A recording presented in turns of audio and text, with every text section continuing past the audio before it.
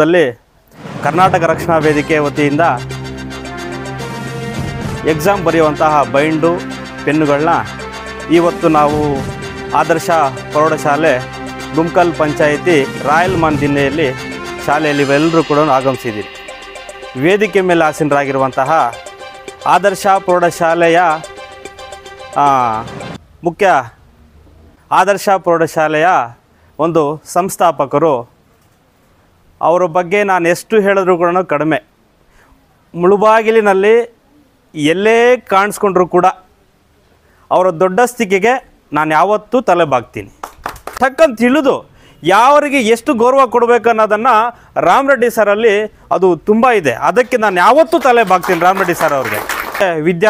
ವಿದ್ಯಾರ್ಥಿನಿಯರು, ಈ ಶಾಲೆ ಎಲ್ಲ ಸಿಬ್ಬಂದಿ ವರ್ಗದವರು, ತಮಗೆಲ್ಲರೂ ಕೂಡ ನಾವೆಲ್ಲರೂ ಕೂಡ ವೇದಿಕೆ ಮೇಲೆ ಆಸೀನರಾಗಿರುವಂಥ ಎಲ್ಲರೂ ಕೂಡ ಒಂದೇ ಬಯಸೋದು, ನೀವು ಈ ಬಾರಿ 10ನೇ ತರಗತಿ ಎಕ್ಸಾಮ್ ಏನು ಬರ್ತಿದೆ 21ನೇ ತಾರೀಕು, ಯಾವುದಕ್ಕೂ ಕಿವಿ ಕೊಡದೆ 1ನೇ ತರಗತಿಯಿಂದ 10ನೇ ತರಗತಿವರೆಗೂ ಕೂಡ ಹಿಂದೆ ನೋಡದೆ ಪ್ರತಿಯೊಂದು ಎಕ್ಸಾಮು ಕೂಡ ಪಾಸ್ ಮಾಡ್ಕೊಂಡು ಬಂದಿದ್ದೀರಿ ಅಲ್ವಾ?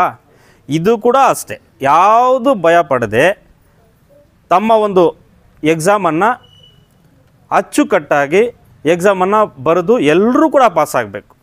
ಪಾಸ್ ಆದ ಜೊತೆಗೆ ನಮ್ಮ ಗುಮ್ಕಲ್ ಪಂಚಾಯಿತಿಯ ಘಟಕದ ಅಧ್ಯಕ್ಷರು ನಯಾಜ್ ಅವರು ಹೇಳ್ತಿದ್ರು, ಪಾಸಾದವರು ಎಲ್ಲರಿಗೂ ಕೂಡ ನಮ್ಮ ಕರ್ನಾಟಕ ರಕ್ಷಣಾ ವೇದಿಕೆಯಿಂದ ಗುಮ್ಕಲ್ ಪಂಚಾಯಿತಿ ನಯಾಜ್ರವರ ಒಂದು ಅಧ್ಯಕ್ಷತೆಯಲ್ಲಿ ತಮಗೆ ಒಂದು ತಾವು ಊಹೆ ಮಾಡಿರಲ್ಲ ಆ ಒಂದು ಕಾಣಿಕೆಯನ್ನು ನಾವು ನಿಮಗೆ ಕೊಡುತ್ತೇವೆ.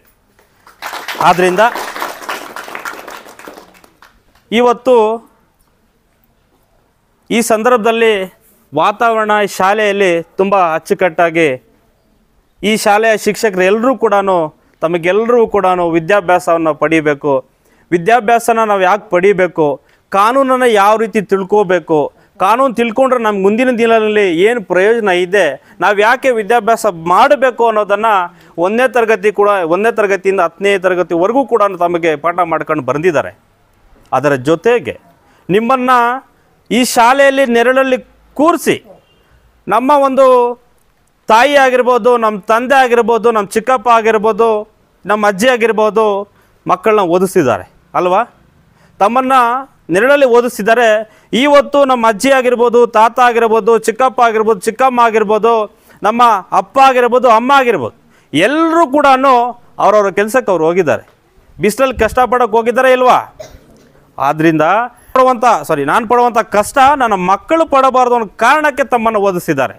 ಆದ್ದರಿಂದ ನಮ್ಮ ಈ ಆದರ್ಶ ಪ್ರೌಢಶಾಲೆಗೆ, ಅದರ ಜೊತೆಗೆ ನಮ್ಮ ಶಾಲೆಯಲ್ಲಿ ಎಲ್ಲ ಮುಖ್ಯ ಶಿಕ್ಷಕರಿಗೆ, ಸಿಬ್ಬಂದಿ ವರ್ಗದವ್ರಿಗೆ, ಅದರ ಜೊತೆಗೆ ನಮ್ಮೆಲ್ಲ ಸಂಬಂಧಿಕರಿಗೆ, ವಿಶೇಷವಾಗಿ ನಮ್ಮ ತಂದೆ ತಾಯಿಂದರಿಗೆ ಒಳ್ಳೆಯ ಹೆಸರು ತರಬೇಕು ಅನ್ನೋ ಮನೋಭಾವನೆ ಇಟ್ಕೊಂಡು ತಮ್ಮನ್ನು ಓದಿಸಿದ್ದಾರೆ, ಬೆಳೆಸಿದ್ದಾರೆ.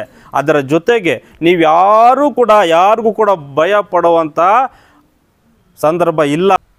ವಿದ್ಯಾಭ್ಯಾಸ ನೀವು ಪಡೀಲಿಲ್ಲ ಅಂದರೆ ಮನುಷ್ಯ ಬದುಕಿ ಕೂಡ ಪ್ರಯೋಜನವಿಲ್ಲ.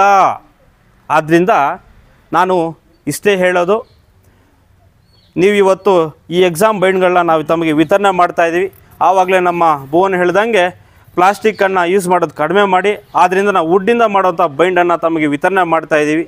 ಶಾಲೆಯಲ್ಲಿ ಮುಳಬಾಗಿಲು ತಾಲೂಕಿನ ಶಾಲೆಯಲ್ಲಿ ಹಲವಾರು ಶಾಲೆಗಳಲ್ಲಿ ನಾವು ಇದೇ ಬೈಂಡ್ಗಳನ್ನ ನಾವು ವಿತರಣೆ ಮಾಡ್ತಾಯಿದ್ದೀವಿ.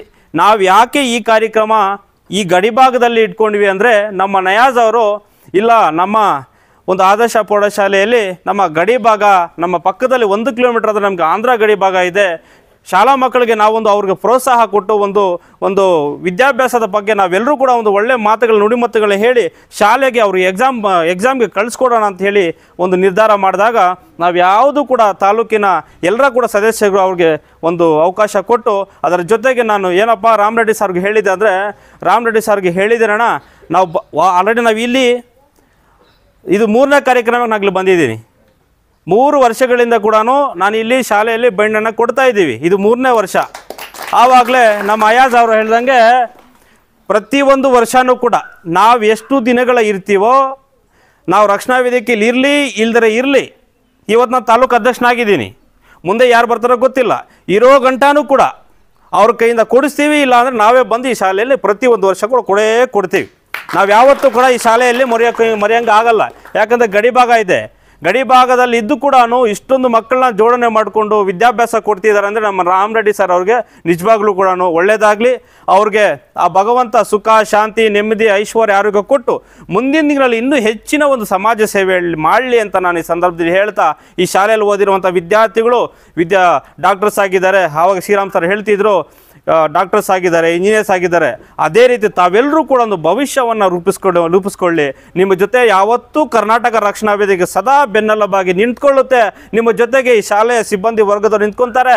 ನಮ್ಮ ರಾಮರೆಡ್ಡಿ ಸರ್ ಅವರು ಎರಡನೇ ಮಾತೇ ಇಲ್ಲ, ಅವರು ಕೂಡ ನಿಮ್ಮ ಜೊತೆಗೆ ಬೆನ್ನೆಲುಬಾಗಿ ನಿಂತ್ಕೊಂಡು ನಿಮ್ಮ ಎಷ್ಟೇ ವಿದ್ಯಾಭ್ಯಾಸ ಪಡೀಲಿಕ್ಕೆ ಮುಂದೆ ಹೋದಾಗ ನಿಮ್ಮ ಜೊತೆ ಯಾವತ್ತೂ ಕೂಡ ಈ ಸಂದರ್ಭದಲ್ಲಿ ನಾನು ಹೇಳ್ತೀನಿ ಇರ್ತೀವಿ ಅಂತ ಹೇಳ್ತಾ, ಇವತ್ತು ಇನ್ನು ಹೆಚ್ಚಿಗೆ ಮಾತಾಡೋದು ಬೇಡ, ಎಲ್ಲರೂ ಮಾತಾಡಿದ್ದಾರೆ. ಈ ನಾನು 2 ಮಾತನ್ನು ಮಾತಾಡಲಿಕ್ಕೆ ಅವಕಾಶ ಮಾಡಿಕೊಟ್ಟ ತಮಗೆಲ್ಲರಿಗೂ ಕೂಡ ನನ್ನ 2 ಮಾತನ್ನು ಹೊಂದಿಸುತ್ತಾ ಈ ನನ್ನ 2 ಮಾತನ್ನು ಮುಗಿಸ್ತಾ ಇದ್ದೀನಿ. ಅದೇ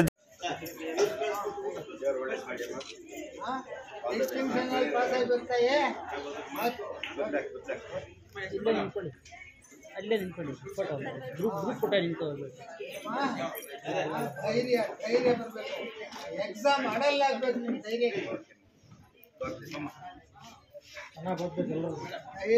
ಪರೀಕ್ಷೆ ಬರೀಬೇಕು. ನಿಮ್ಗೆ ಯಾವ ಪ್ರಶ್ನೆ ಚೆನ್ನಾಗಿ ಗೊತ್ತಿರುತ್ತೋ ಅದನ್ನು ಮೊದಲು ಬರೀರಿ.